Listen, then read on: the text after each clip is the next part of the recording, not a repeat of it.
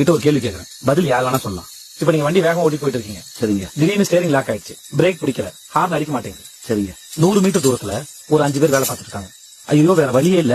அந்த 5 பேர் மேல நீங்க வண்டி ஏத்துட்டு போறோம்னு பயப்படுறப்போ ஸ்டேரிங் கொஞ்சமா இடது பக்கம் திரும்புது. அந்த பக்கமா ஒரு பாதை போட்டுறீங்க. சரி, அந்த பக்கமா போய் இந்த 5 பேரை காப்பாத்தா நிம்மதி பெருமிச்சு விடுறப்போ அந்த பாதையில ஒரு ஆள் வேலை செஞ்சுட்டு இருக்கிறத கவனிக்கிறீங்க. வண்டி வேகமா போயிட்டு இருக்கு, பிரேக் பிடிக்கல.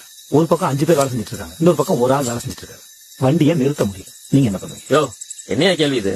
சட்டுன்னு வண்டி எடுத்து பக்கம் திருப்பிட்டு அந்த ஒரு ஆள் அடிச்சு கூட்டு போக வேண்டியதான்.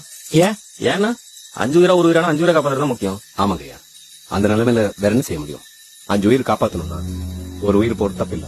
அப்போ ஒரு வீடு நல்லா இருக்கணும்னா ஒரு ஆளை பலி கொடுக்கலாம், ஒரு தெரு நல்லா இருக்கணும்னா ஒரு வீட்டை பலி கொடுக்கலாம், ஒரு ஊர் நல்லா இருக்கணும்னா ஒரு தெருவை பலி கொடுக்கலாம், ஒரு நாடு நல்லா இருக்கணும்னா ஒரு ஊரையே பலி கொடுக்கலாம். இப்படி யோசிக்கிறது சரி நீங்க நம்புறீங்கல்ல?